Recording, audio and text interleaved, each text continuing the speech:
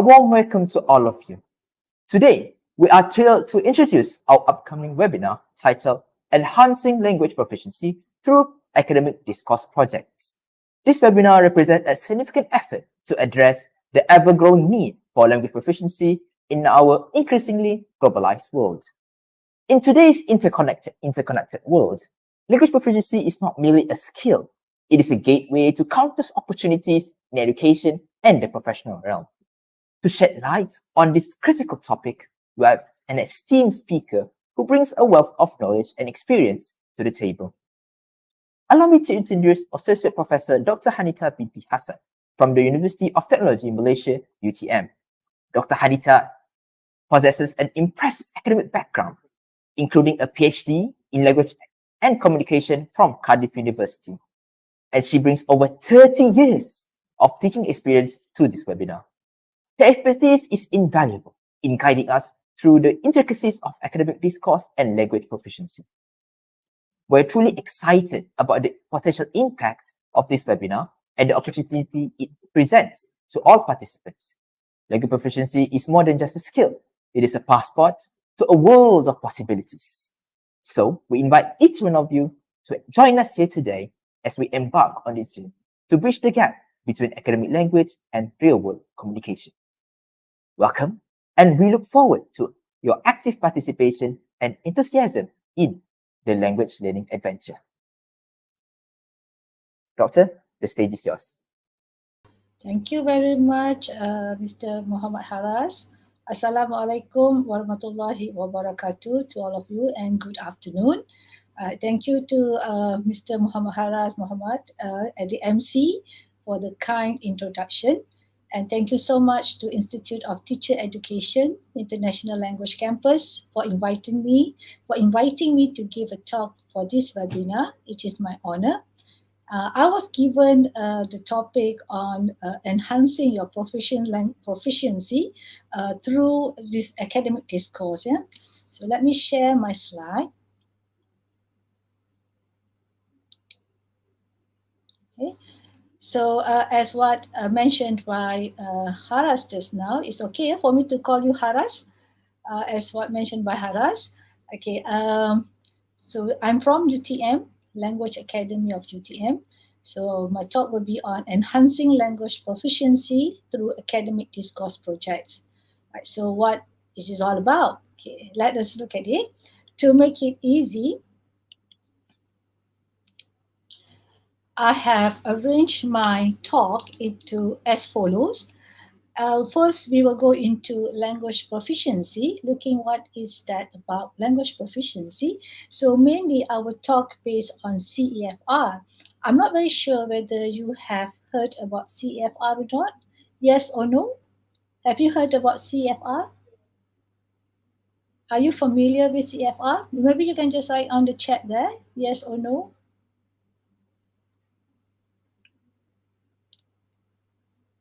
Yes, okay, that's good. Yes, all right, that's good. So it makes my work easier. And then we will move on into what is academic discourse. Okay, we look into what is that, and then before we go into examples of academic discourse. Actually, you have been doing all this before this, and how to tap whatever you're doing to help you to improve your proficiency, right? And then we will discuss how the discourse, academic discourse, can help you contribute to the enhancements of your language proficiency.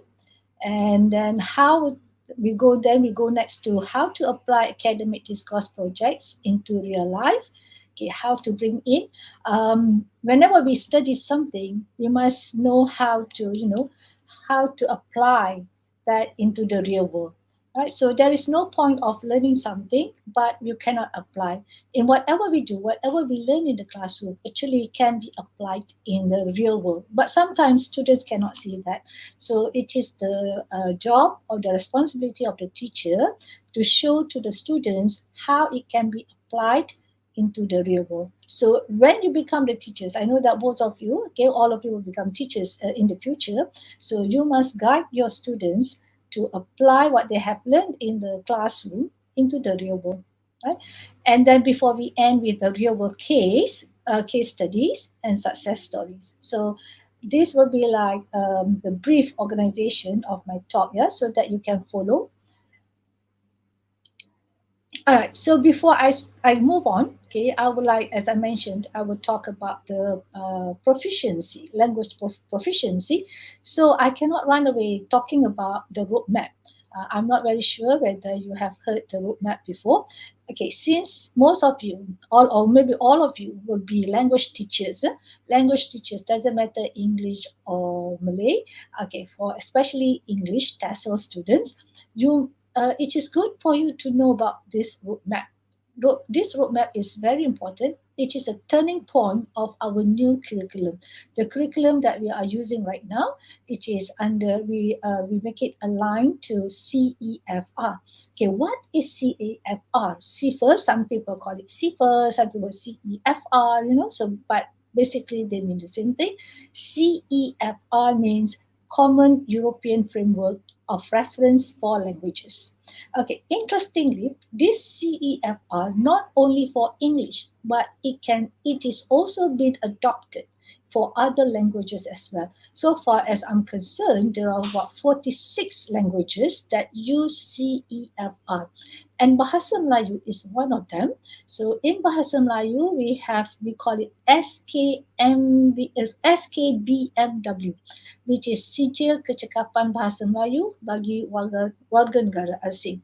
Okay, so this CFR is very famous among language teachers, okay, and especially for English language teachers, because we adopt CEFR in our curriculum.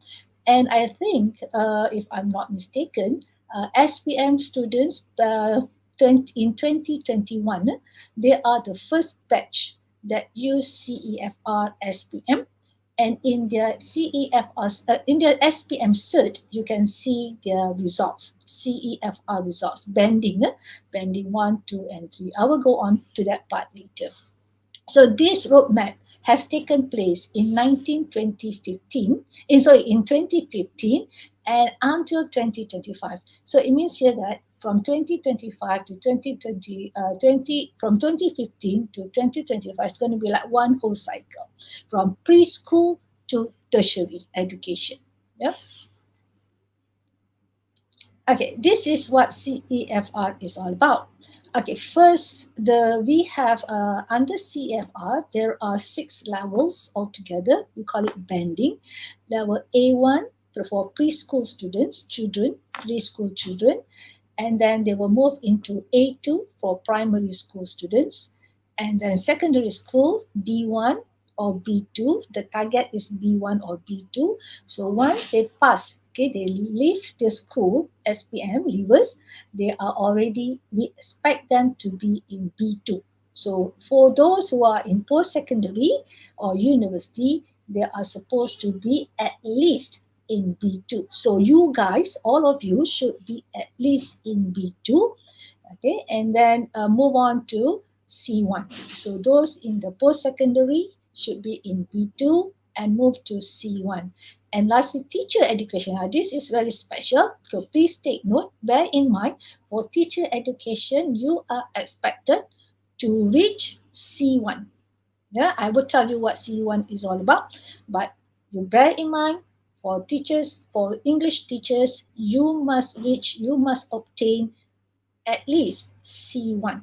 Okay, and if you do not get C1, for those who have not achieved C1, will not get posted to schools. Okay? Since 2022, in the year 2022, the Ministry of Education has implemented that teachers, English teachers, should obtain at least C1 to be posted in schools. Okay? So please take note of this. So I don't want you, after you graduate, you cannot be posted just because your English, okay, is not at the right level. C1 is a must for the English language teachers. Okay. Okay. So if I do not know whether you have done your MOET or not. Okay, if you base on MOET, okay, those who got band 5 for MOET, okay, which is equivalent to C1, CFR. Okay, those who got like band 4 and band 4.5, they got like CEFR band 2, while under that, below that, band 3 and from 5 below, that is B1. Okay, so I believe most of you will be here, B2 or C1, or maybe some of you already reached C2. Okay, so to me, all of you should be B2 and above. Okay, B2, C1, or C2. So I don't, okay, if you can see your results, your MOAT results or APTIS result, you will have CEFR equivalent. So if okay, it will be good if you can see what do you have, the result that you have, MOAT or APTIS or IELTS or TOEFL. Okay, can we see the results that you have, either B2 or C1 or C2? Okay, what you can do is that you can go to the Mentimeter, okay, the code there. Okay, can you answer, can you give me your, your CFR results? Is it clear to you? Okay. Can you go to the um, can you go to this Mentimeter? Yeah. Okay. Yes. Okay. Please.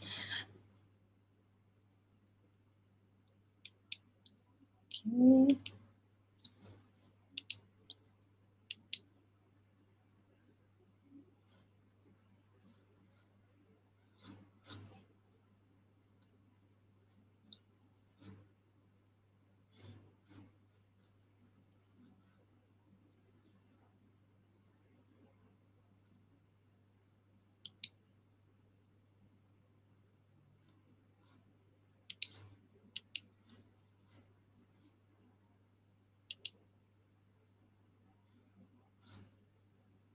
Doctor, Yes. is the code for the MOAT results?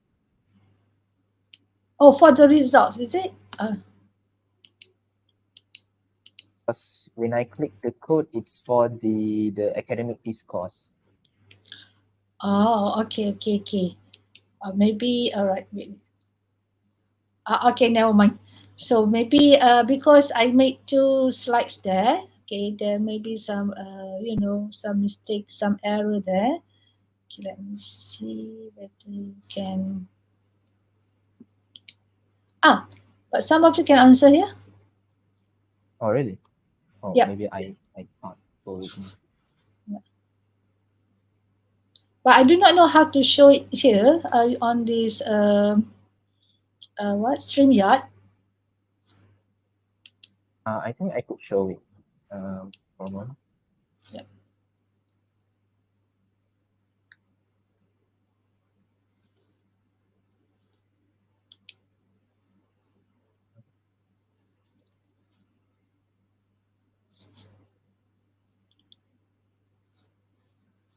There are two questions actually. One is discussion, another one is this MOAT results.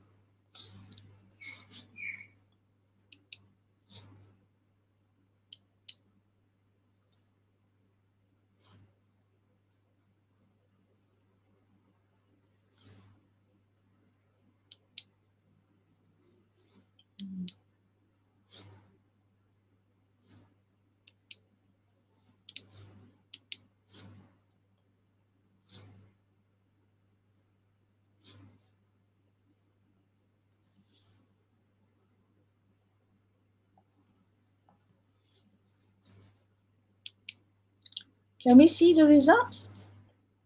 I can't see.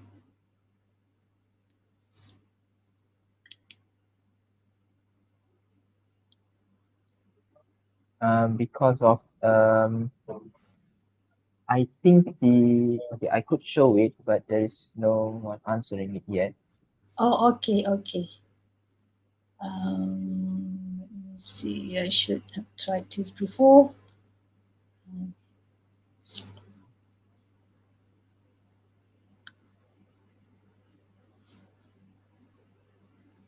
but it's okay. I can see that. So quite a number of you, many of you got B2. Yep, B2. Maybe some of you get have B1, okay, and a few got C1. So that's good. Okay, B2.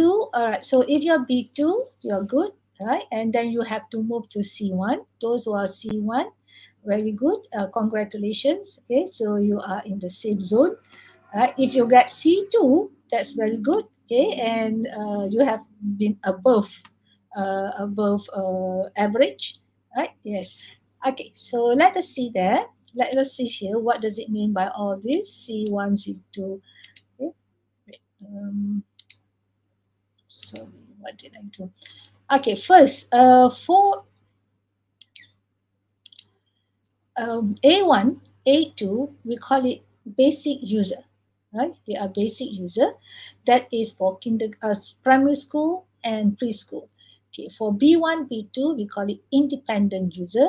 They are for students in the secondary, okay, secondary school. And then for C1, C2, they are proficient user. So that is tertiary level. Okay, so now when you are in B2, at B2 right now, so you are able to express views and hold one's own in social discourse. So that is independent user. So what you need to do is that you need to move yourself to be proficient user.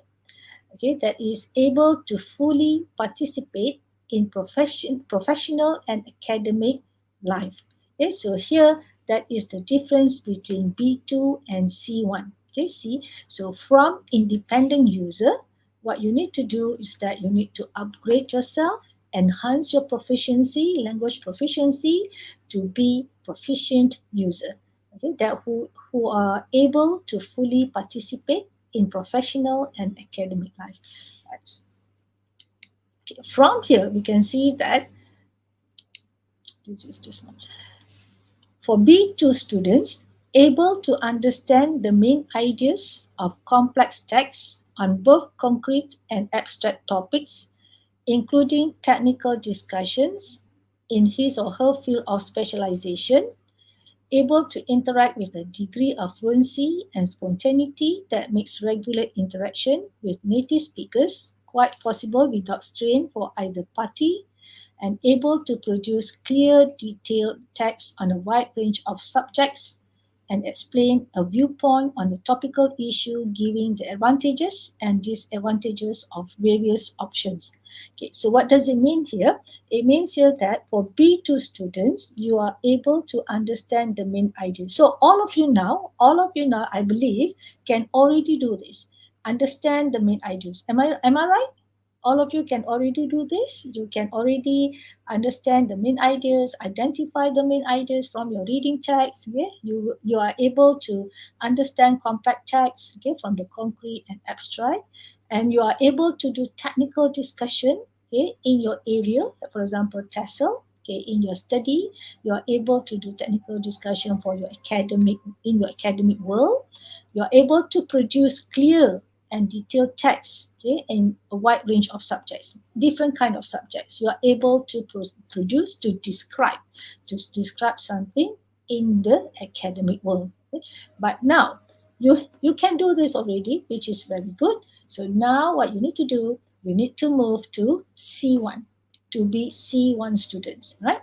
To be C1 students, what do you need to be able to do?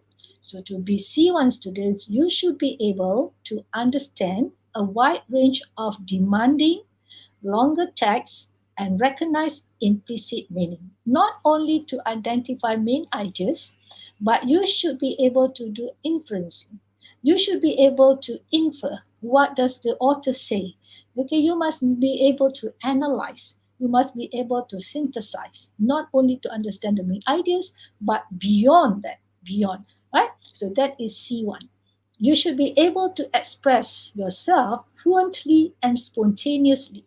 So, without much obvious searching for expressions, it means that you can just speak like impromptu like that. Yeah, you can just speak fluently. We don't need to think. We don't need to take some time to to look for the words, to translate, or to construct sentence in your head.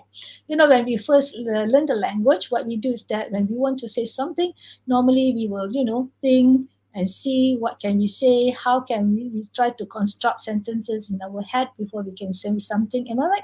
So, but for C1 students, no, they can just speak just like that, spontaneously, without any thinking, looking for the structure, or that they need to do the translation. They do not need to do that. Okay, when I was a student, okay, we make this kind of joke. If you can dream in English, when you dream speaking English, when you speak English in your dream, it means that you're already good. Maybe you have already reached this level C1, to dream in English. Alright. And then able to use language flexibly and effectively for social, academic, and professional purposes. Okay, what does it mean here? It means that when we communicate in different settings, we use different kind of jargons, different kind of language, different kind of structure.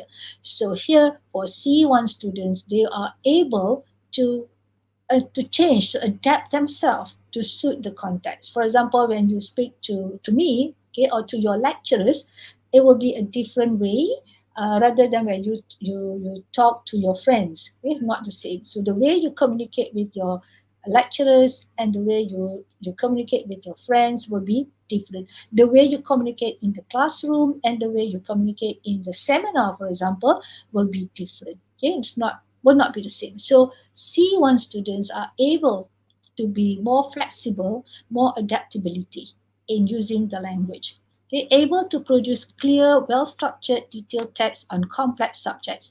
If B2 students, they can come up with good description for a wide range of subjects, but C1 students, they can come up with, they can describe, okay, detailed text on complex subjects, okay, and they can make the text cohere by using what we call it discourse markers, good connectors. So when you read the text, there is a flow there. It's not like jumping, gap. There is a gap here and there, jumping from one idea to the other. But no, there is a nice flow. The text is coherent. Yeah? Okay, to make it, to summarize, okay, what can C1 students do? And I hope you can take note of this. What you need to do by the end of your program as a language teacher program, okay, and you should, so for C1 students, should be able to understand a wide range of demanding longer text and recognize implicit meaning. That is, no more short text. Yeah, it's like reading novels, reading um, what newspapers, longer text, articles, academic articles, and can understand the implicit meaning. uh, and can be are able to express yourself fluently and spontaneously, and then are able to use language flexibly and effectively for social, academic, and professional purposes, right? And then able to produce clear, well-structured, detailed text on complex subjects, showing controlled use of organizational patterns, connectors, and cohesive devices. So here, this is what you should be able to do upon graduation. Okay, so if students, okay, you would like to be able to be posted to schools, you should reach C1. So these are the things that you need to be able to do. All right, so can you give me, no, now we move on to discourse, yeah, academic discourse. We are done with proficiency. You should know what you should be able to do. C1, you should reach C1 level, CEFR C1 before you get posted to schools.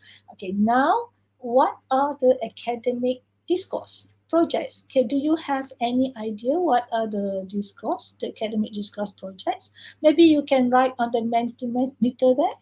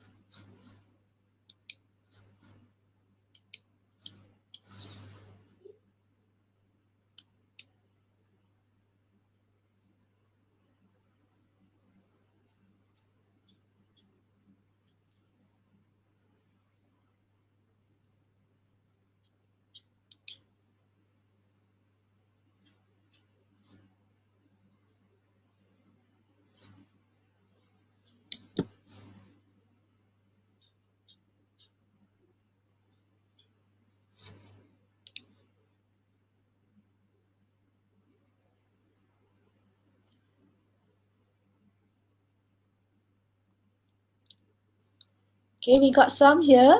Um,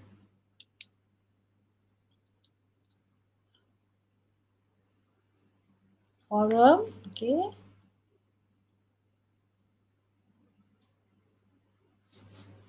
Any more?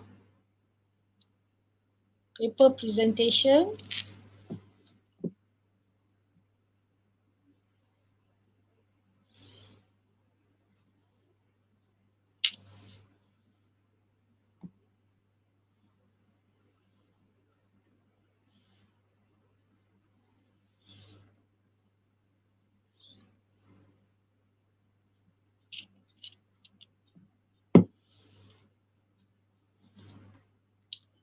Good.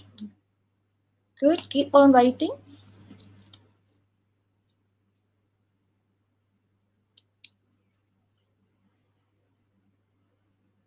Yeah, we got some results from you.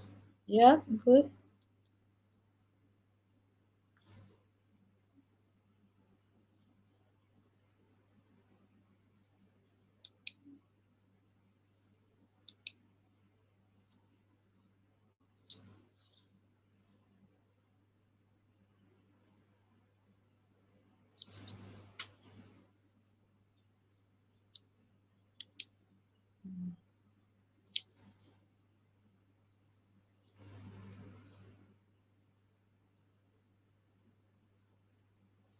Okay, thank you, Doctor. Yeah. Farizu. Yeah. Okay, we can see here. Yeah. Okay, thank you. Okay, I do not know how to do it with the stream yet. Yeah, but I have showed into the yeah. Okay, that's great. That's great. Okay. Any more ideas on academic discourse projects?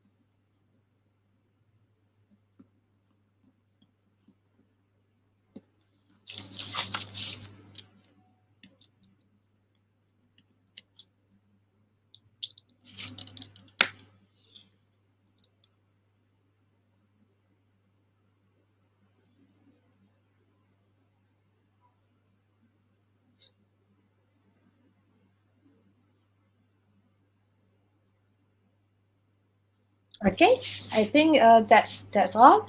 And okay, that's good that you got some here. Paper presentation, people presentation. Okay, that can be oral presentation. You have a forum, academic writings, a seminar. Okay, quite many people write down forum, dissertation, thesis. Must be postgraduate students. Do we have postgraduate students here?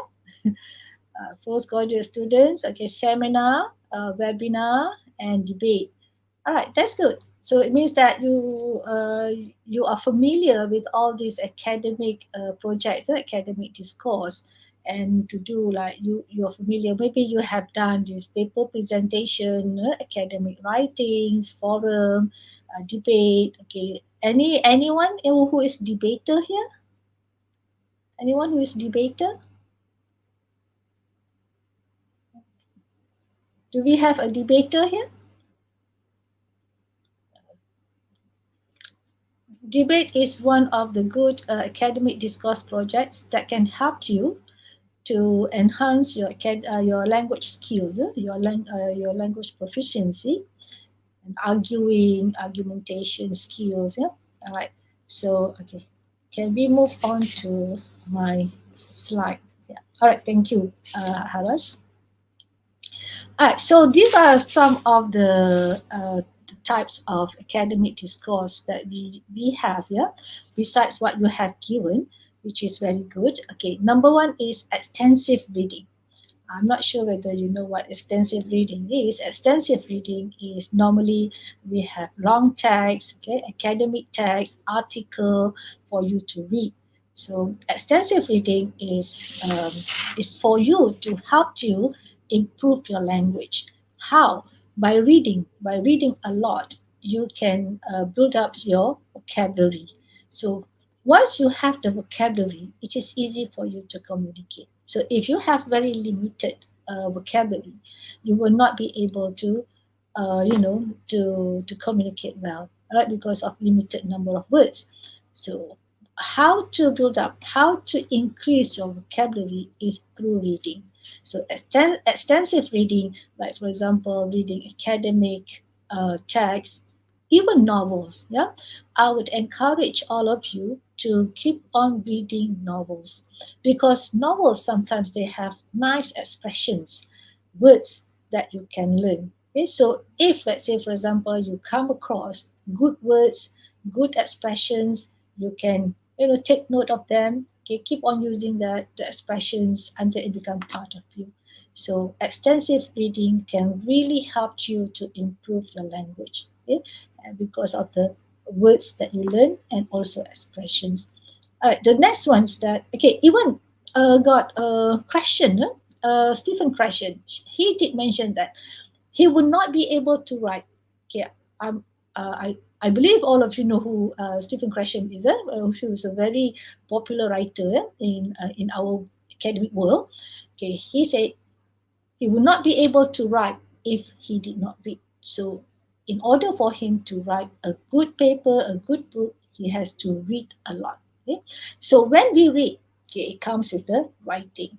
So, writing and reading should come together, hand in hand. So, when after you read, you just let it go like that, it doesn't do anything to you. But once you read, you have to produce, you have to write. Okay, and I would like to share with you, okay, in UK, in Britain, okay, how they teach their children to write. Okay, first, even the children could not read. Okay, they have already been trained to write. So by listening to their parents reading, okay, and then they have to write the story again, okay, the story back, and using their own spelling. For example, let's say um, cup, CUP, yeah? Maybe the child will spell KAP, but it does make sense to us, right? We can read. And then when the parents read to the child, and then the child will listen to the story, but the child will not read the story. They'll just listen to the story, and then the child got to write the story back, write in his own words and using his own spelling. Okay, amazingly, the child can read his own writing, even though the spelling is not correct. For example, like girl, maybe GAL or GUL, depends on the child, okay, how he spelled the words. Okay, so here to tell you that we, they develop or they train the children to write even before the children can read. Okay, so we have this kind of misconception. We say that oh, children can only write after they know how to read, after they know the spelling. Okay, actually, it is wrong. So this is how we want to be a good writer. Is from the very small that we need to learn how to write to develop our writing skill, and then before we can even write. Yeah. So when you read, then at the same time you must write. Don't put it away. Read and write. They should come together hand in hand. Yeah, read and write at the same time. So this is another one is report writing.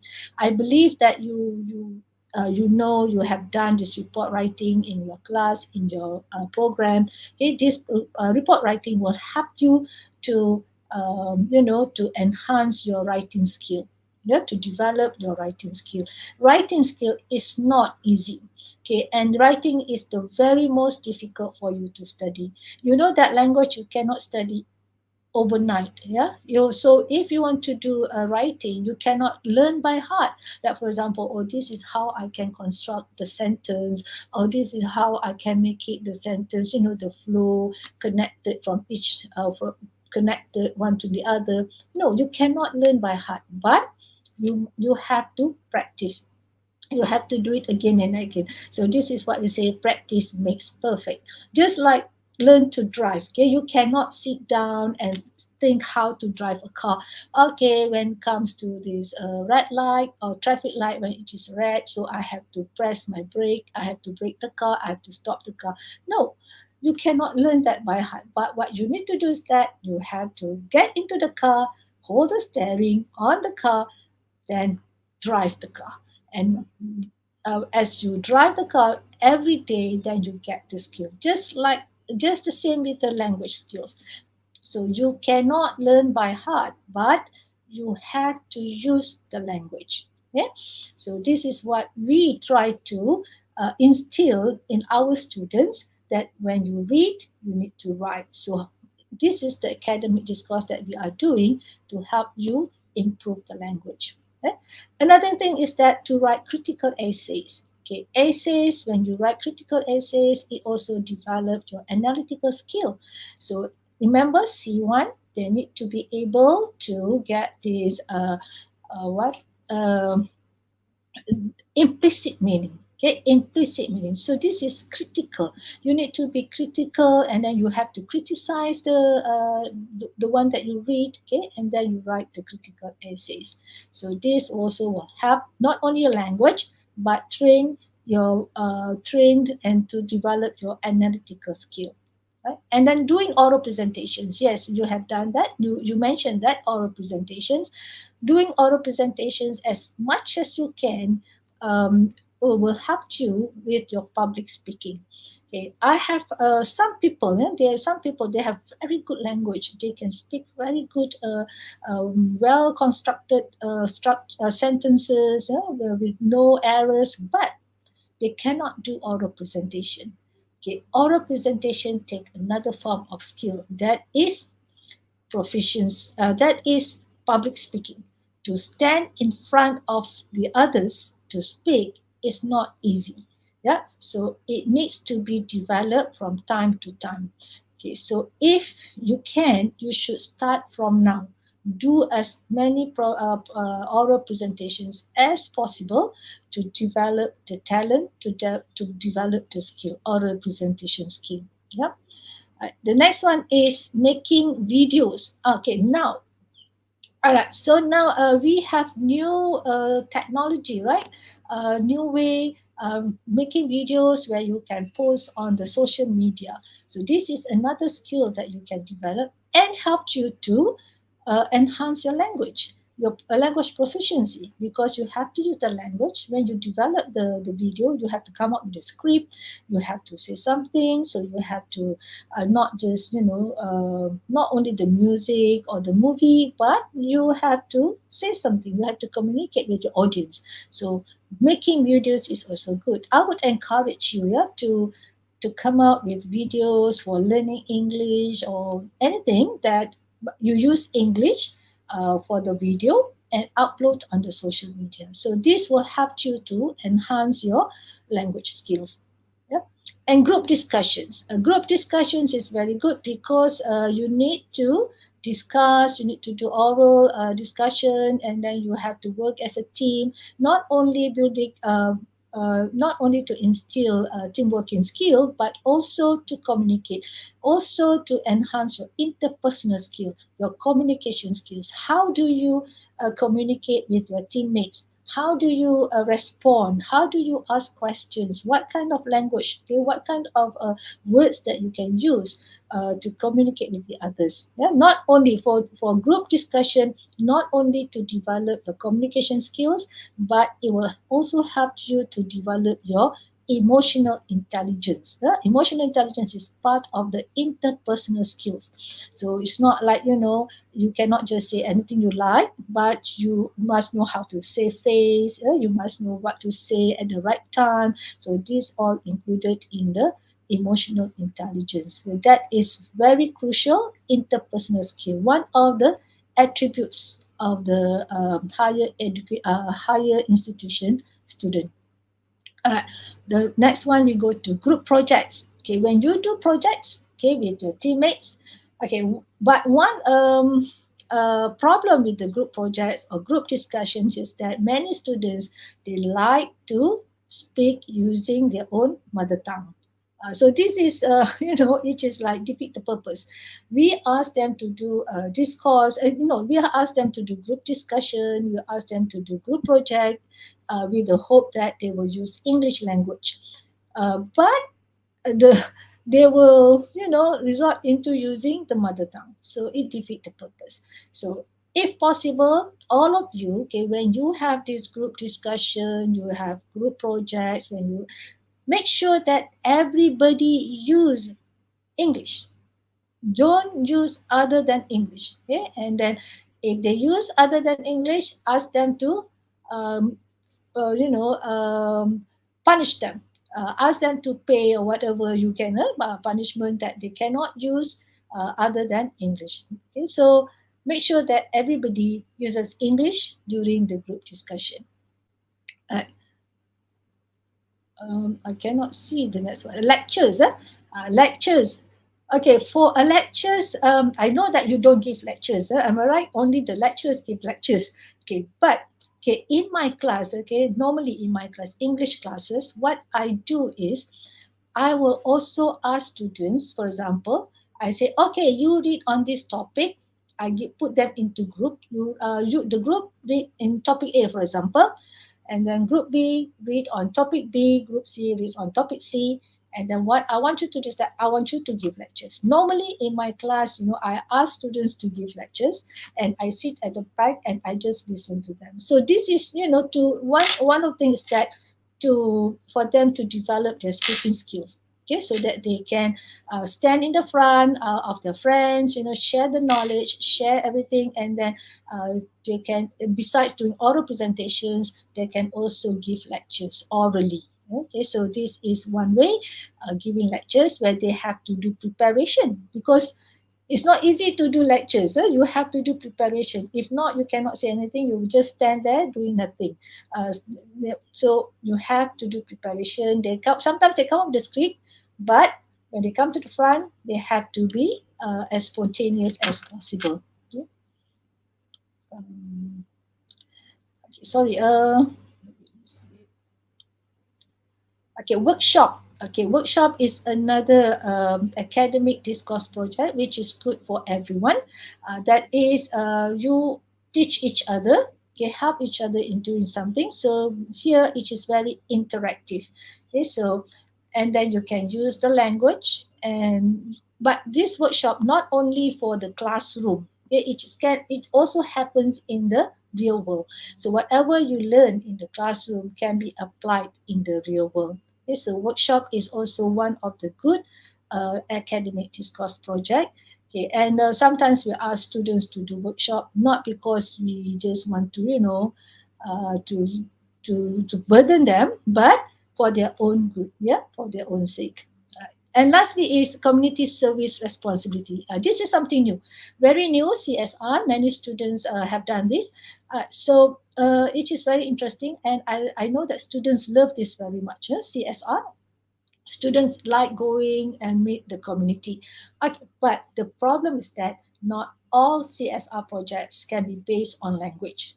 Yes, sometimes we go meeting um, society, community, but not to teach English, not to teach language. Okay? So what you can do is that maybe you can go to schools. You can go to schools to teach students in the schools. Yeah, so this is CSR project, and or maybe you can go to schools, teach students how to use social media, how to do postings for social media, okay, Instagram, a very good. So this will also help you um, to develop your skills and at the same time to help others. Okay? For example, like in my class last time, what I did was I took my students to schools and then during the weekend and asked them to to have the activities with the children in the primary school. So the children love it very much, and the TESOL students also like it very much. Okay, so they have the opportunity to teach the children to use the language, and also the children also because the children first time they met with the TESOL students, they got so enthusiastic, and then okay they used the language, they were so happy, and my students also were so happy. So this is a very good academic discourse project that you can think of, okay, for CSR to take students to the community to give, and not only to help the community, but at the same time helping you to enhance your language. Okay? All right, so this is what, okay, the discourse projects that I have been talking about, okay, all those are the same with this 21st century education. Okay, we call it experiential learning. Okay, experiential learning is to learn by doing. Okay? And there is no more, sitting down, listen to your lectures, and then take notes, going back home and do nothing. Right? But here now in the 21st century education, it is more towards you have to practice. Okay? Students got to do the work, not lecturers. So students have to be active in the classroom. Students have to be active, and students have to be responsible for their own learning. So you should be responsible. You cannot say, and then okay, maybe whatever your lecturers share with you not like sufficient because we have a very limited time, a restriction of time consuming. So what you need to do, students, you need to take your own initiative. Okay, I do not know, maybe this is one of the projects of the students initiative, okay, to help each other, so how to develop yourself, okay, for your career development. Yeah. Okay, so experiential learning is for you to develop by practicing. So as I mentioned earlier, practice makes perfect. So do something, take initiative, don't just hope for your lecturers. Okay? You have to play the active role. You have to be responsible for your own learning. Okay, so here I have talked a lot, okay, about discourse. We can okay, about this academic discourse just now, and about the experiential learning. So can we have a very short discussion on how can we use academic discourse projects to enhance our language proficiency? I think you can just write on the chat. Okay, what do you think? Okay, well, how can we make use of whatever we are using, the learning? Okay, maybe your lecturers give you some work, some tasks for you to do, assignments. Okay, how can you use those to enhance your language proficiency?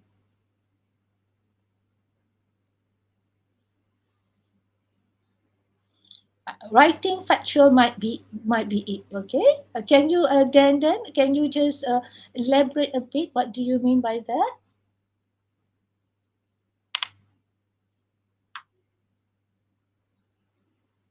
What do you mean by writing factual?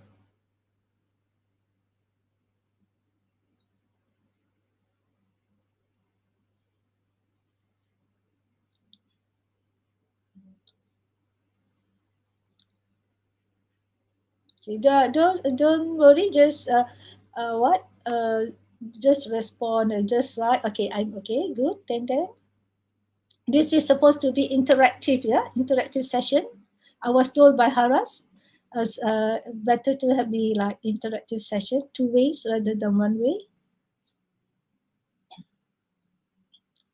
Okay.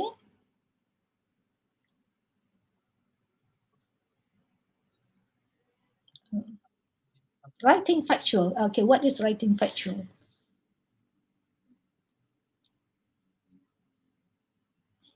Anyone who For me, can help? Not only then. Yep. Anyone? yeah.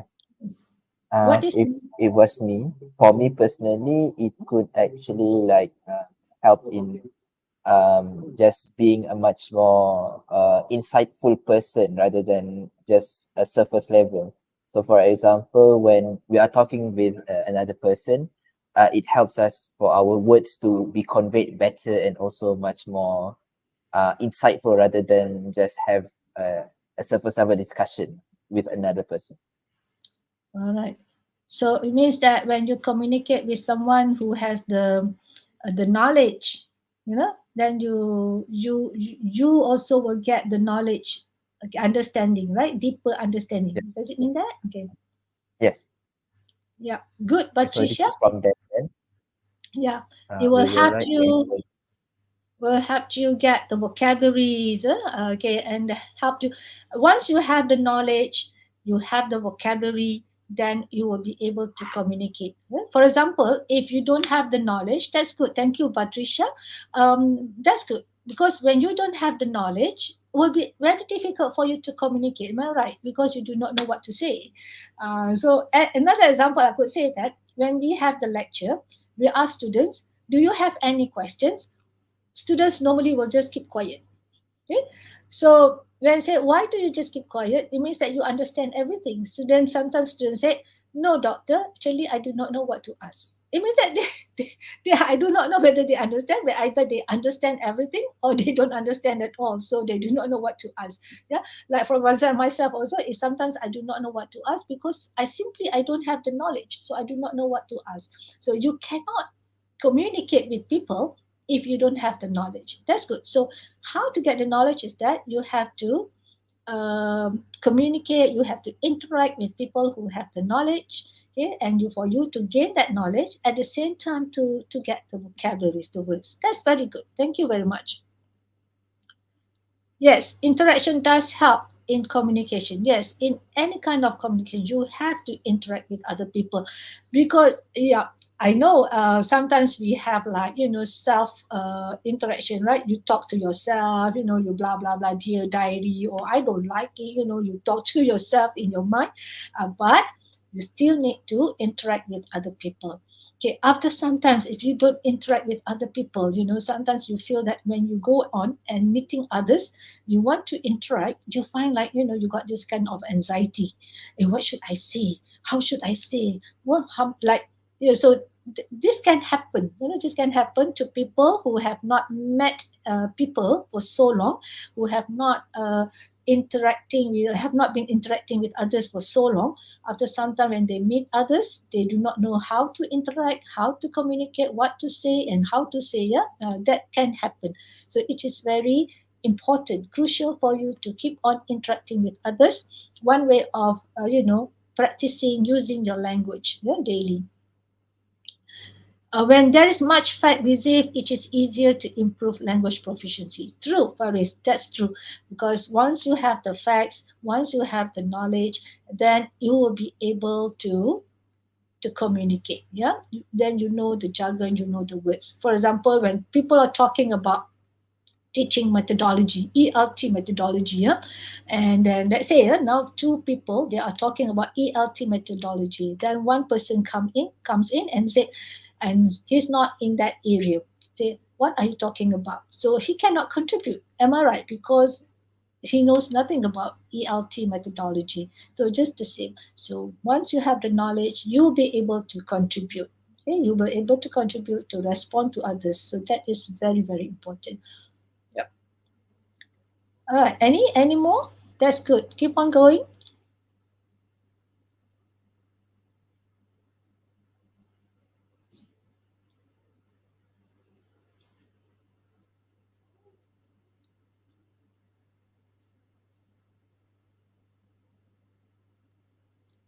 Okay. This is a very good question, Faisal. Very good question, Faisal. Thank you for this question. Do we really need to involve actively in academic discourse to improve language proficiency? What if the introverts just stay still? Okay. Okay. Right. Yes. If you ask me, my answer will be yes. You have to involve actively in academic discourse to improve your language proficiency. Okay, I can give you example, right? When I was first taking TESOL, okay, I was so scared. I didn't like English, okay, and I couldn't speak well English well.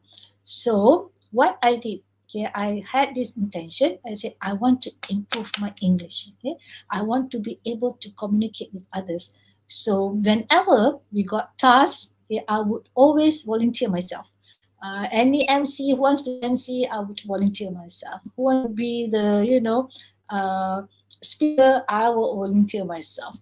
Okay, I mean, so this is when I keep on, taking part in the task given by the lecturers. Somehow, rather, it keeps me going, and I would, it helped me to improve my language because I kept on using my language. I kept on practicing using my language. So I build up from there. Okay, I develop from there. I improve from there. So it is very important.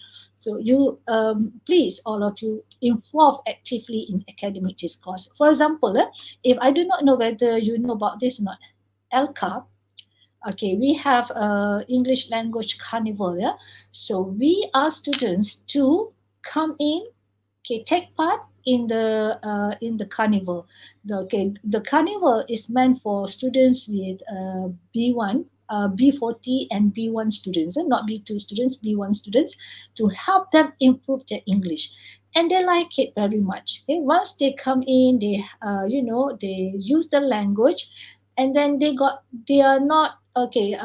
They're not shy already to use the language. Okay, what if the introverts just stay still? Okay, introverts, I know, I understand. Introverts, they're a bit shy. Okay, they don't want to be with others. But introverts, you cannot use that as an excuse. You cannot say that, oh, I'm an introvert, so I don't want to. I cannot join others. You can say, oh, I cannot join others because I introverts. I have this kind of anxiety. I'm so afraid to talk with others. No, you, if you know that you are introverts, okay, it is good. At least you know, okay, at least you know that you are introvert. So then what you need to do is that you need to change yourself. You need to change yourself. Say, I cannot remain being introvert. I have to do something because being a teacher, you cannot be an introvert. Yeah, so you have to be able to communicate. You'll be able to help others. Okay, if you cannot help yourself, how can you help your children later on? How can you help your students later on? Okay? So you have to change yourself. You cannot use as an introvert as an excuse. Don't say that I cannot do this, but you have to change yourself, change your mind, and then say, okay, I can do this. Be more positive. Be more positive, saying that you can do. Take a step, change yourself, help yourself to use the language and to improve your language. Yeah. So don't worry. So we now we have introvert, extrovert. What I call it? Uh,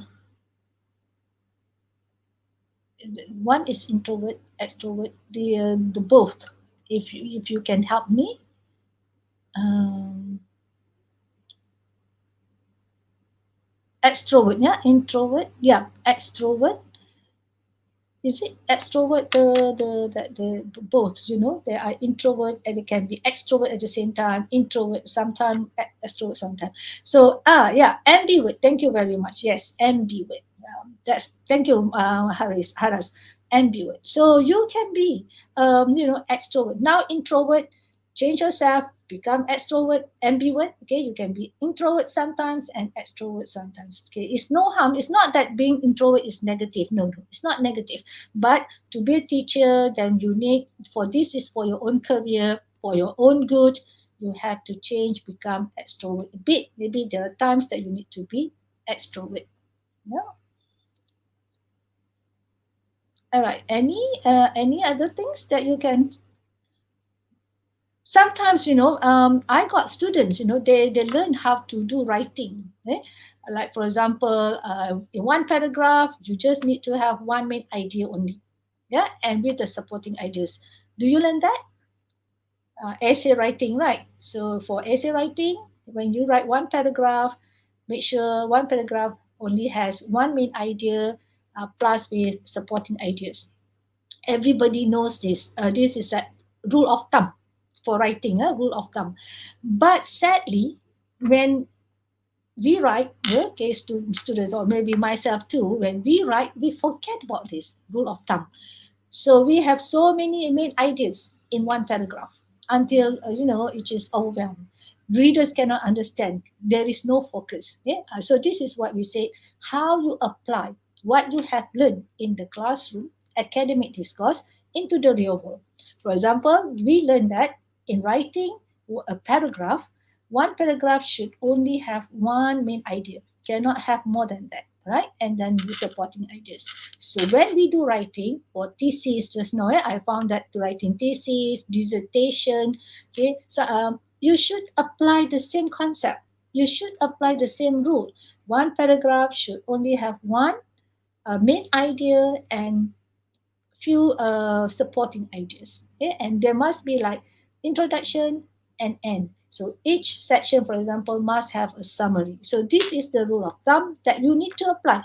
But sometimes we forget. We learn in the classroom, English class, we say, oh, okay, this is only for the English class. But in the real world, when we write thesis, when we write dissertation, when we write critical essay, we don't apply that rules. So this is so sad, right? So this is where I say you need to apply whatever you have learned in the classroom into the real world. So, as a teacher later on, okay, in the future, when you become the teacher, you should show this to your students. You should tell them this is not only learned in the classroom, but you can apply. You should apply this in the real world. When you do writing, you have to apply this rule in the real world.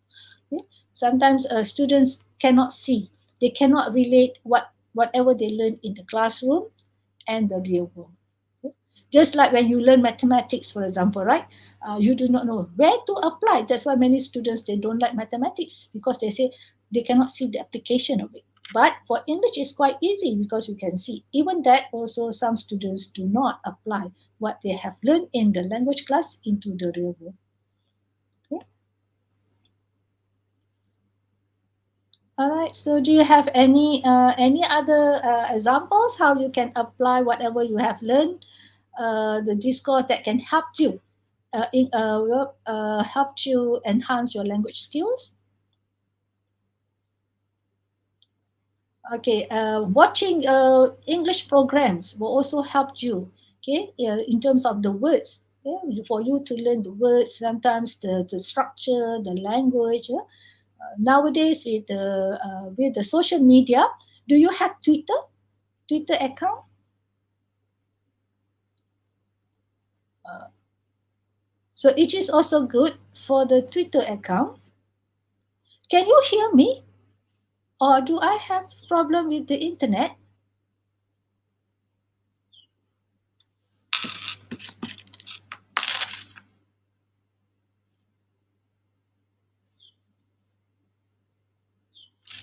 Uh, okay, yes, you can hear me. Yeah? I'm so afraid because I see that I got internet disruption today. Okay, all right. Where was I? Um, okay, that's good. That's good. All right.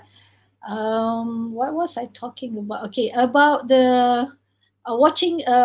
Okay, if you have that Twitter, for example, social media, what you can do is that Twitter, yes, Twitter.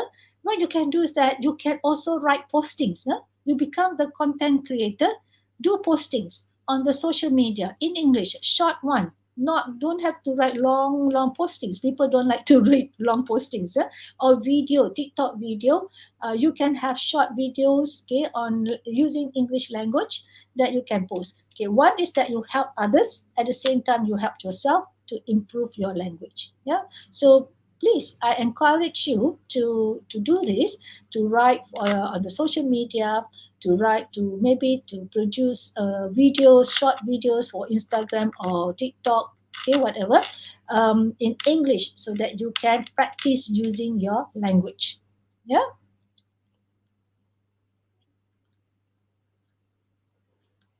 All right, we move on to the next one. Okay, Kaizen. Have you heard about Kaizen? Kaizen? Okay, Kaizen is a Japanese culture, yeah, where they improve themselves from step by step. Okay, small step by step. Kaizen is a Japanese method for transforming habits, one small step at a time. Okay, if you see that, okay, for you to improve your language, it's not a short journey. It is a long journey. Okay, it will take years and years for you to improve your language, your to enhance your language skills or your language proficiency. Okay, but don't give up. Okay, that is normal. Yeah, it is normal. And then, okay, so Kaizen is by Mr. Masaki Imai. Okay, the Kaizen is the philosophy that say that it is our way of life, be it our working life, social life, or home life. Okay, it deserves to be consistently improved. So we have to improve our language from time to time. Okay, it is a long journey, yes, but never give up. Okay, you have to move on and enjoy it. Okay, like just the scenery here, it is a long journey, but enjoy it. Just like the Chinese saying, okay, the long journey starts with a single step. So you have to start now, okay, to improve, to upgrade your language skills, your language proficiency, okay, so that you will reach your destination one day. Yeah? And even though it's a long journey, but sometimes it's going to be a painful journey, but I'm sure it's not it will be a worthwhile experience for you. So in facing this journey, okay, in going for this journey, a long journey, you need to have growth mindset in you. Okay? You need to apply this growth mindset, not fixed mindset. There are two types of mindset. Yeah, one we call it fixed mindset, another one is growth mindset. Okay, so Kaizen here is like uh, consistently improve yourself, okay, and keep on doing it. Okay, in Islam, I do not know in other subject. In Islam, we have it like istiqamah. Huh? Istiqamah is another word for Kaizen. So you keep on doing, never give up, okay, and until you reach your destination. Okay, make small vlog and narration help, doctor. Yes, yes. If you do a small video log, a vlog, a narration, okay, now we have a self narrative, right, on the social media. It will help you. Definitely, it will help you. But you use English. Don't use don't use other languages than English. Yeah. So use English to because you want to upgrade. You want to improve your English language. Am I right? So use English. Yes. Produce small videos. It will be very helpful. So you need to have uh, receptive and productive. Yeah. Okay, now we go to a fixed mindset and growth mindset. What are they? Okay, we start with the fixed mindset. So people with a fixed mindset, they avoid challenges. Okay, when they face the challenges, they say, "Alah, malas lah, don't want lah. Okay, it's okay lah." They don't take challenges. Okay, they don't want to face challenges, and they try to avoid challenges. Okay, if, people who avoid challenges is the sign of failure. Okay? It is the sign of failure. So we need to be strong, strong to face the challenge, to face the challenges. Right? A fixed mindset, not persistence. Because they give up easily, so they are not persistent. Okay, and they don't have effort to move on to improve themselves. So this is fixed mindset. Okay? And then they cannot take criticism. Okay? They feel like when people criticize them, they feel bad. They feel like that's the end of my world. When people criticize them, they say, okay, that's the end of my world. I cannot do anything anymore. So this is um, fixed mindset. Jealous of other success and said, normally we say, she can do that because maybe she is the favorite one, okay? Or maybe the lecturers like her very much. So this is jealousy. Yeah, jealousy is not good, but you can be envy, but not jealous. All right, and then limited learning. Okay, limited learning is okay, limited learning. That is don't want to learn, have no initiative to learn something new. Oh, this is so difficult. I don't want to learn this, because it is difficult. You don't want to learn. So limited learning, right? Limited adaptability. Cannot adapt. Adaptability is a very important skill in for every one of us, because we should be able to adapt ourselves in different situation, different contexts. Okay, so if we cannot adapt ourselves, it means that we don't have the skill. So limited adaptability. Sorry, and then afraid of failure. uh, Afraid not so normally people with fixed mindset, they don't want to do something because they are afraid of failure, they're afraid of making mistakes. So this is not good. Don't afraid to make mistakes. We all of us, we make mistakes, stupid mistake. You just name what kind of mistake, every one of us make mistakes, but don't afraid to make mistake. The only thing that we need to do that, not to repeat the same mistake. We have to learn from our mistakes. So that is another culture, Japanese culture, that is to learn from mistakes. So Japanese think that if you do not make mistakes, it means that you do not learn anything. Yeah. So if you learn something, it means that of course you are bound to make mistakes. So don't afraid to make mistakes. Don't afraid of failure. Right? Just like learning English, yeah? Learning the language, you want to instill, you want to improve your language, of course you will make a lot of mistakes, of course. I will not say that you cannot make any mistakes. No, people make mistakes every time, so but it is okay, you learn from your mistakes. There is until one time you think, when you make mistakes you can correct your own mistakes. That is very good. You know your mistakes, you can correct your mistakes, you have achieved certain level. Yeah. Okay, so that's what you have to do. And then, okay, I hope you are not fixed mindset people. Yeah, I hope everyone here, you are not fixed mindset people. Run away. Don't be fixed mindset. Okay, what you have to do is try to be.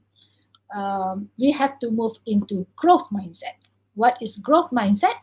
Okay, instead of afraid of challenges, we embrace challenges. Okay, we have the challenge here, right? So how can we overcome the challenge? What can we do? How can we, develop ourselves instead of the challenges? On top of challenges that we have, we still can develop ourselves. So this is what we want. This is the spirit that we want to have. Yeah, even though that we know learning language is not easy, and then also a lot of things that we have to juggle, because when we want to use the language at the initial stage, we have to juggle. We have to juggle the words, what words to use. We have to think about the structure, and then we have, sometimes we do is we think in our mother tongue, and then we translate. A lot of things going into in our mind, right? So those are the challenges. Yeah, and then what we have to, to after it.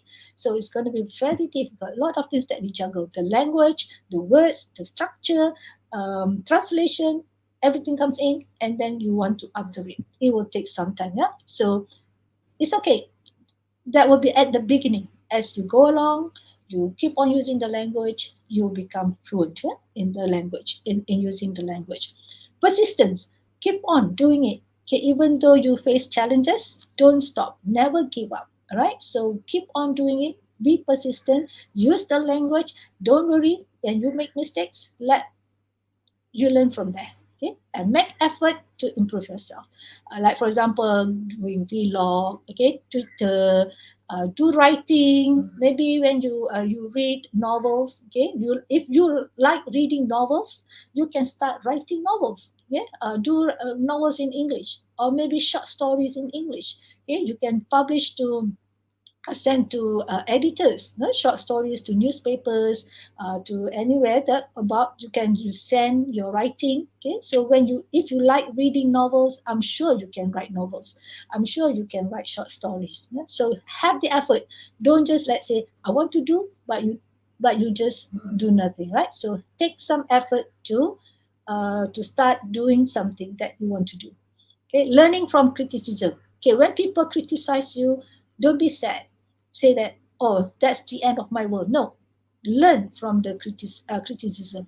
When people criticize you, okay, this is the opportunity for you to develop yourself, to change yourself into a new leaf, to change it. Okay, I will improve myself. I will show that I can do this. Yeah.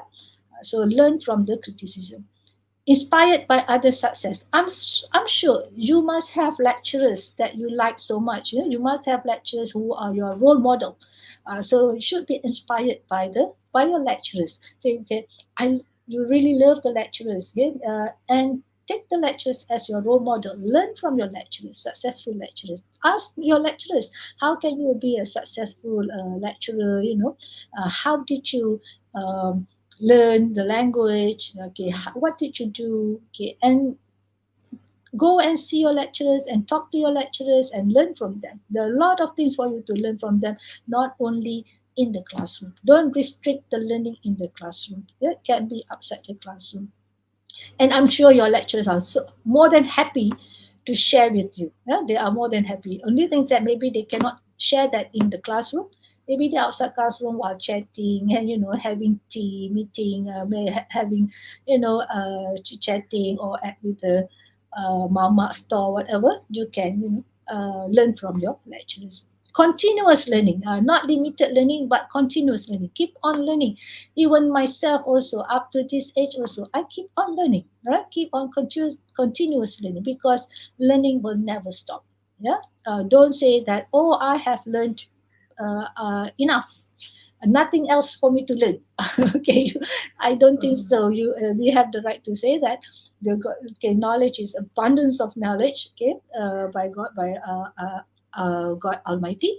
So we should be continuing our learning. The learning process keeps on going on. It will never end. Yeah, the learning process will never end. Adaptability. Okay, this is what we have to do. We should be adaptable. We should be flexible. Okay, when we um, okay, the use of language is very interesting. You cannot use the same language at different contexts. Yeah? For example, as I mentioned earlier, in the classroom context, your language is different from the language that you use with your friends, or with your colleagues, or with your parents, with your siblings. Will not be the same. So make sure that you use the right language at the right place and at the right time. Okay? Not afraid of failure. Making mistakes, as I mentioned earlier, making mistakes is not a failure. Don't be afraid of making mistakes. That is where you learn. You learn from your mistakes as you go along. So make sure that make mistakes as your turning point, as your what opportunity for you to improve yourself. Yeah? And even in as I mentioned, Japanese culture, yeah, they're looking for mistakes. No, not really want to make mistakes, but to them, making mistake is something good. It means that you are improving, you are learning, you are moving forward. So if you don't make mistakes, it means that you are stagnant. You don't do anything. You just stay there doing nothing. So that's why you don't make any mistake. Yep. Um,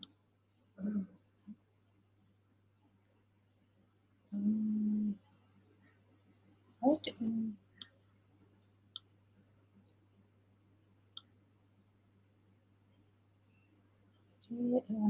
Oh, this is done. Is it the last slide?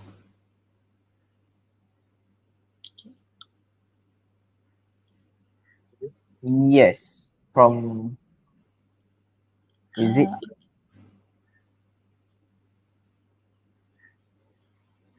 Okay.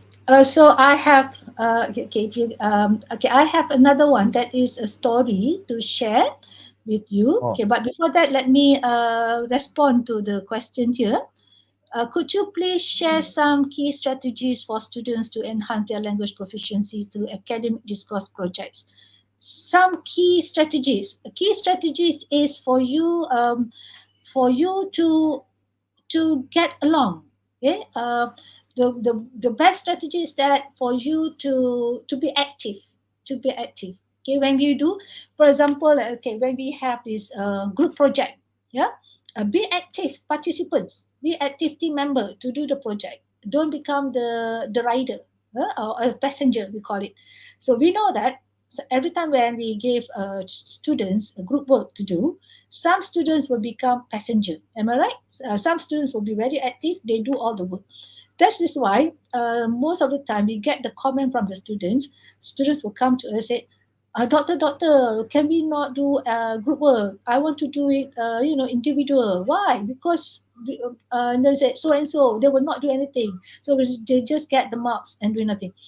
But actually, for those who do not do anything and they get marks, they think that they are smart and they think that they are, they get the benefits. Actually, they are the one, lose a lot. Okay? They don't gain anything. They lose a lot because they didn't take the opportunity to learn.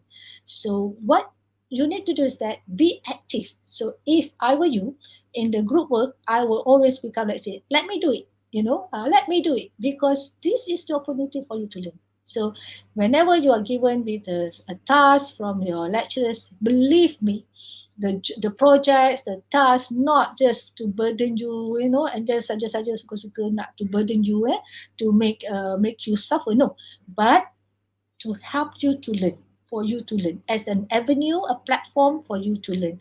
So every time you get this project from your lecturer, please take initiative, put effort on it, okay, and be active, okay, in doing your project. Do it as best as you can.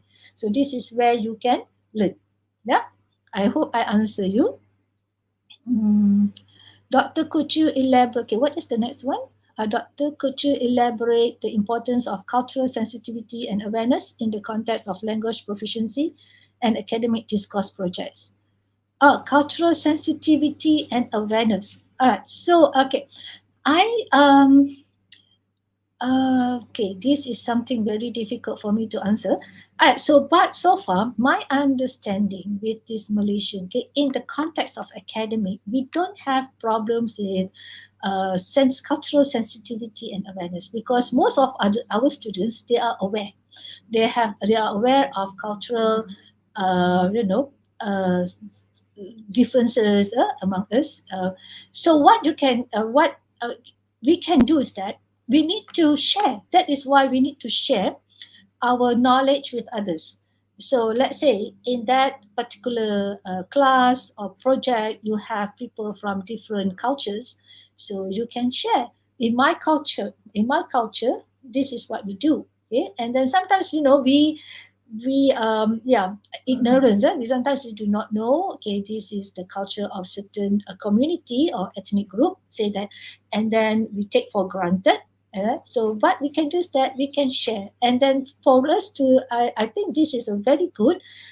When that's why it's a very good for us to have a group with different ethnic groups, people from different cultures, because this is the way, the time for us to learn from each other. Okay, so it is very important. It is very important for us to be aware of other people's culture and to be sensitive, be more sensible before we do something. It might hurt others. Yeah. So thank you very much, Jesselyn. This is a very good question, and to me, it is important for us, all of us, especially we Malaysians, okay, in Malaysia, to be aware of other people's culture and to be sensitive and to be more sensible. Yeah. Okay. What is the next one? Okay. Okay. I would like just to share. Okay, one successful story. No, okay, not very successful story. Okay, that is about my story because a case study. Okay. When I was okay, actually, my degree, I took this mathematics, and I was trained to be a mathematics teacher. But at that time, when I was about to graduate, okay, we got surplus of mathematics teachers, but we got insufficient, shortage of English teachers. Therefore, the university offered us to do TESOL, and I took this TESOL. I said, "Wow." I just, I want to improve. I want to be able to communicate in English, to speak in English, to improve my English. So I just took TESOL, okay, with that kind of intention. So when the lecturers gave us the task to do, I would always volunteer myself. I say, okay, let me be the MC, let me do the job, let me do this, okay, as I mentioned earlier, because my intention was to improve my language. My intention was to be able to communicate, right? So, and I made a mistake for the first time when I was the MC for the debate session for inter-university. So the debate took place at night. So I think because at night, so I made a mistake. I said, good night, everybody, as an opening, And then my friend said, Nita, why did you say good night? She said, "Oh, good. Why not night? Because you just night." I said, no, good evening. Oh, okay. From there, I learned. See, you don't, when I make mistake, I cannot say, oh, I don't want to be an MC anymore. But I kept on being the MC. Okay, I learned from there. So this is where, okay, and then after I finished, because of my participation, I was very active. So and then the lecturer said, "Why don't you apply to be the at that time we got assistant lecturer for English?" I said, "Me teaching English? I hated English when I was in school. My passion was mathematics. I love to teach mathematics, not English." But since my lecturers asked me personally, because of my active participation, and they could see, the tremendous improvement in me from the very beginning when I first joined to the end. So they said, until they offered me the job. See, so I believe all of you can do the same thing. Okay, you must have the intention, you must have the goal, you must have the target, what you want. So my target to improve myself, because I know that most of my friends, they went to English Center to learn the language. They got to pay a lot. Say, I don't want to pay. I say, I want it for free. Okay, so this is what I can share with you. If you like, if you want it, you can do it. Like what in Malay, bila mana bila suka, bila you nak buat, you boleh buat, you can do, okay, if you want to do. Yeah. How can we continuously develop our language proficiency through technological advancement in this globalized era? This is interesting. I think you are so lucky. All of you, your generation is so lucky. Like ourselves, my time, we didn't have this technology. So we didn't have the contact, the platform for us to use the language. So with the technology, you know what? You can go into all this social media. You can you can interact with the people from outside around the world. You can use English language. You can communicate with the native speakers, people from other parts of the world using English language. So this is how you develop your language. Yeah, and then you can also produce, like for example, just now video. You can share. You can come up with the YouTube videos. You can post through the YouTube. Okay, so all these things can be done, and this is how you improve yourself. You improve your language, because to come up with the YouTube, you have to come up with a script. So you do the script writing, and then you edit your script writing. You see, and as you go along, as you do it again and again, definitely, I believe you will improve your language. Don't worry. Okay, so take this opportunity with this technology. Okay, and we are in the era of technology. Use technology at your advantage. Okay, improve your language. You can communicate with people from anywhere. Okay, for example, TikTok, you can see TikTok videos, yeah, from not only from Malaysia but from many countries. And what you can do is that you can, at the beginning, maybe you can just comment. Yeah, good, nice video, for example, you can just comment, and then from there you can come up with your own video. Yeah. All right. Okay. I think we are. It is already 4. Right. So if you have any last question or what? Okay. Haras. There is one last question by Aida. Yeah. Dr. Hanita, how can we continuously develop our language proficiency through a technological advancement in this globalized era? I think I have already answered that one. Oh Did yeah, you mean? using the TikTok. Yeah, yeah. Yes, So using I social got using TikTok. YouTube, yeah, YouTube videos, communicating or interacting with people around the world, like for example, Reddit, Facebook, Instagram, where you can follow international influencers, yeah, and then you can give comment, you can write comment. So all those things will help your language.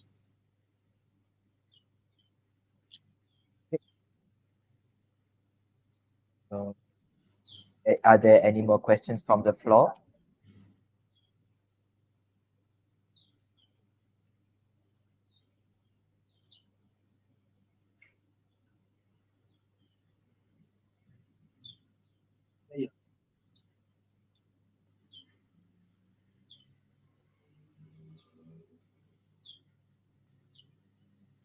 While waiting for the questions, I have a question on my own, Doctor. Mm-hmm. Um, for since this one is one of the initiative from IPG to do academic discourse project. Are there any sort of project that UTM itself has made to to better the to better the proficiency level of students in UTM? Maybe like for example, like us, we do like a webinar for our assignments of some kind. Okay. Okay, we have students. Okay, since you people are in IPG, all of you are trained to be English language teachers. So we have TESOL students, okay? But we also have students from different disciplines. They are taking English as a general courses. So for that, students taking English for general courses, they have some projects. They have like essay writing. They have doing, we call it video resume, group discussions, for them to develop their language, to improve their language. For TESOL students, yes, we have TESOL students doing webinar. We also have TESOL students. They involved in HE-LCA, that is Higher Education English Language Carnival. So they help us a lot. They become the facilitators to help others, uh, to help the participants, okay, for the carnival. So we, as lecturers, we don't have to, to facilitate our students for the carnival, to prepare the students for the carnival. But actually, uh, everything was done by the TESOL students. So they got the opportunity to help the students for the carnivals. So this is a part of the project. Yeah, and at the same time, we also have CSR projects where we involve our TESOL students. So they can come, and then they be facilitators, and then normally they help the children. Okay, we have children coming from schools, coming from different areas of Johor Bahru. They come to UTM. So our TESOL students, they will help us with giving with the sessions with the children. So our TESOL students, actually, they help us a lot in terms of CSR project and HELCA and webinar. So there's some of the initiative that UTM has made towards increasing their language proficiency. Yeah, All right. So and I from believe the you guys can do the same thing. yeah yeah maybe we could do it as well. Maybe the Yeah. and Mhm. some project that we could do as well. Yeah. Mhm. From the chat, there doesn't seem to be any sort of question. So maybe we could wrap this up. Okay. So, ladies and gentlemen, and esteemed participants, as we draw this enlightening webinar to a close, I want to express our heartfelt gratitude to each and every one of you for joining us today. It has been a truly enriching experience, and we hope you've gained valuable insights into the world of language proficiency through academic discourse projects. We'd like to extend our sincere appreciation to our distinguished speaker, Associate Professor Dr. Hanita binti Hassan, for sharing her expertise and guiding us on this language learning journey. Your contribution have been invaluable, and we are immensely grateful. To our dedicated team who worked tirelessly to organize and facilitate this event, your commitment and hard work have not gone unnoticed. Thank you for ensuring the smooth conduct of this webinar. Remember, language proficiency is a skill that can open doors to endless possibilities, whether in education or the professional sphere. We believe that today's discussion have shed light on the critical role that academic discourse projects play in honing language skills and bridging the gap between academic language and also real-world communication. As we conclude this webinar today, we encourage you to continue exploring and applying the insights you've gained here today. Language proficiency is a lifelong journey, and every step you take brings you closer to success. We hope that you leave this webinar inspired and motivated to further enhance your language skills and to create language-focused academic discourse projects that will benefit both students and educators alike. Once again, thank you for being a part of this event. We look forward to crossing paths with you in future endeavors. And until then, we wish you all the best in your pursuit of language proficiency. The next. Thank you everyone for your active participation. I really enjoyed this webinar. Thank you so much. Good job. Thank you, Doctor. All right, thank you everyone. Goodbye and take care.